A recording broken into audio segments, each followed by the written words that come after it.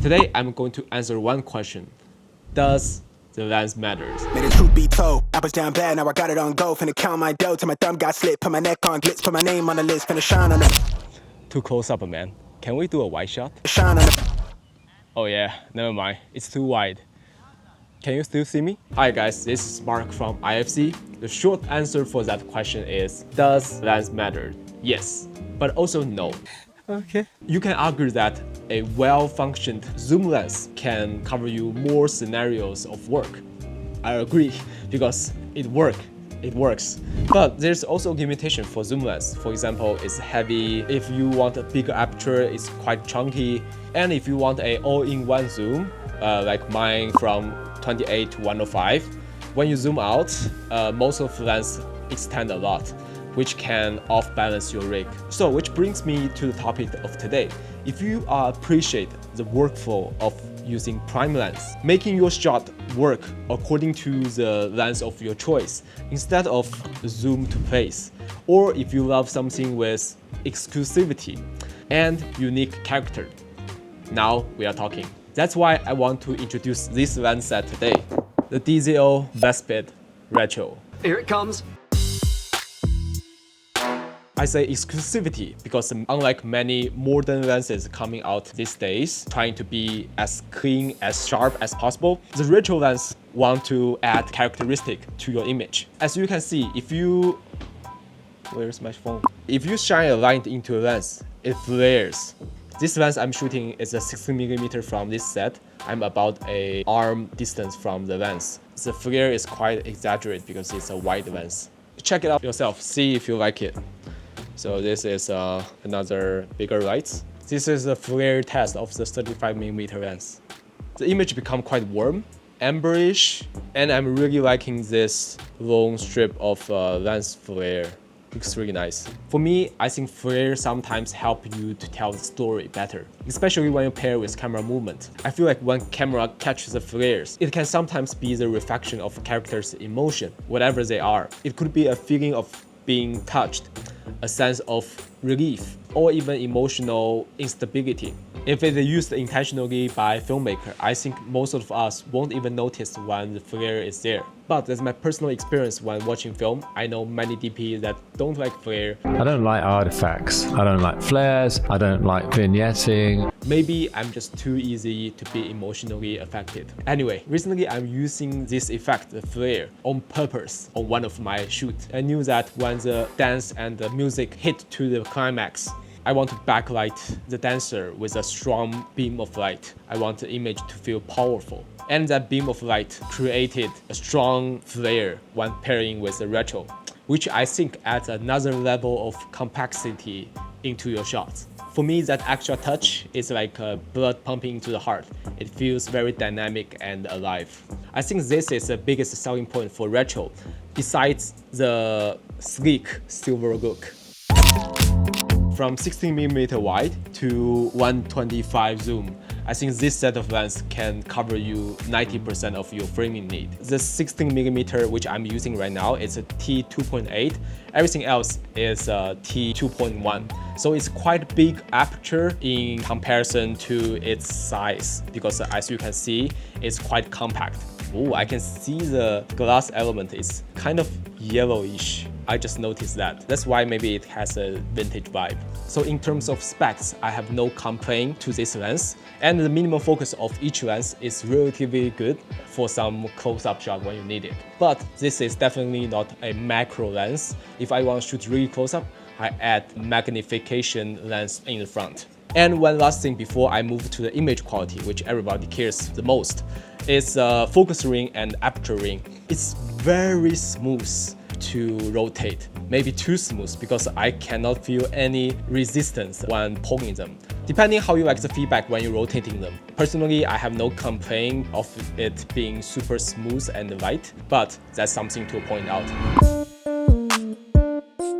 Okay, let's wrap up this review by comparing this retro lens with one of my Sigma lens. which you know Sigma lens is known for its clean and clinical look. I believe they are one of the staple in many filmmaker and photographer kits. So I'm very curious to compare the lens side by side on some key aspect. For example, like sharpness, bokeh, distortion, and how they render the skin tone. We are testing both lenses in 50mm. After using all the lenses from the set, between them are quite similar in terms of image quality. So I think you can definitely tell the whole story from just one lens. I know it because I do all the color grading and editing for my work. So with that said, if you are interested in color grading, I already made 3 videos from basic concept to practical application. Feel free to check them out when you need it. Alright, here's the result of the 50mm lens from DZOFILM Vespid Retro.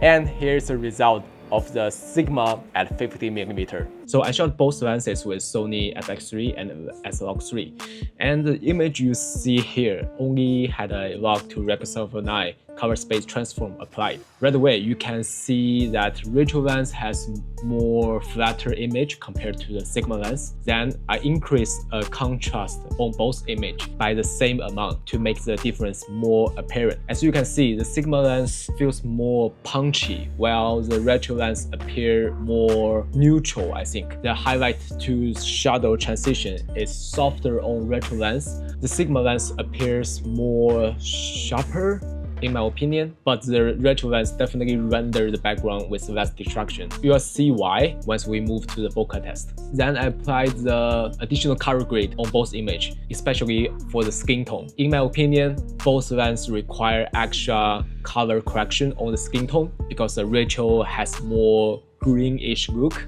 while Sigma tend to be more yellow. I like the Retro lens give me a flatter image to start with. It makes me easy to dial in the contrast I want in the post. Sigma, on the other hand, is very easy to work as well because it naturally adds contrast to your image, which helps to achieve a desired look much more quickly, if it makes sense. Oh, one thing I forgot to mention, because we are shooting outdoor and I want to compare both lenses on bigger aperture, so I add the same ND filter in front of the 2 lenses. So ND filter will definitely affect the final image, but it will be the same variable for both lenses. Then let's look at another example where I pull focus from the background to the eye for an extreme close-up shot. Because Sigma has a shorter focus throw, it's easier to pull focus on your own, but with less precision. It's very easy to over pull the focus and miss the focus point you want. On the other hand, Retro lens has a longer focus throw. As you can see from this shot, it definitely requires more time to pull in the focus, but this allows you to have more accuracy when pulling the focus. And good news is both lenses handle the focus breeze really well, and close-up sharpness is excellent on both. Overall, I'm very pleasing with both results. Next, let's compare both lenses in a high dynamic range scene where I shot towards the sky through the tree branches.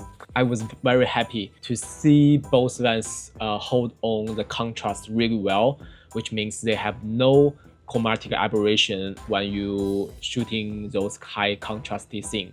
You can see that from the branches to the sky, there's no color shift. And in this example, you can definitely see that the Sigma lens has more yellow cast compared to the Retro, which has more neutral color look. Finally, let's do a night bokeh test. Interestingly, although the Retro has more iris blade, it has 16 blades versus Sigma only has 12. The Sigma bokeh is more rounded on the edge. However, inside the bokeh, the Retro lens is more milky, while the Sigma has some visible texture in the bokeh ball. I don't know if you can see that after the compression for the online video. So I think that explains why the autofocus area on Sigma lens is more busy compared to the Retro. And obviously the Retro can open up to t2.1, allowing for a larger bokeh ball and more creamy look compared to the Sigma, which can only open up to f2.8. So in conclusion, I think the prime lens and zoom lens both offer distinct strengths, making them suitable for different creative needs. You can choose for DZOFILM Vespid Retro if you are after for a more precise workflow. The wrong focus roll, making it a precise manual focus machine, and it has a smooth highlight roll off, and it gives you a flatter image for post-production. And don't forget the selling point. It can open up to T2.1 to achieve a creamy, dreamy look, and the unique lens flare give it advantage over most modern cinema lens. And the weight and size make it very easy to adapt to different shooting scenarios. I think this lens is very suitable for narrative work and music video. The retro name of this lens definitely deserves the title. And you can also choose for a all-in-one zoom lens for your project, like this one's Sigma 28-105. If you are going for a versatile, faster pace workflow without sacrificing image quality, this can give you a very punchy image right away, making it a great lens for run-and-gun shooting, which speed, range, and consistency is more important than a stylish choice. So in conclusion, both lenses are powerful tools. Really depends on the look you want and the workflow you prefer. If you're enjoying this kind of lens comparison and my behind-the-scenes thought process, make sure you like, subscribe, and if anything you want to ask, let me know. Very appreciate you watching. This is Mark from IFC, and I will see you in the next one. Bye. I should use the lens cover to do that.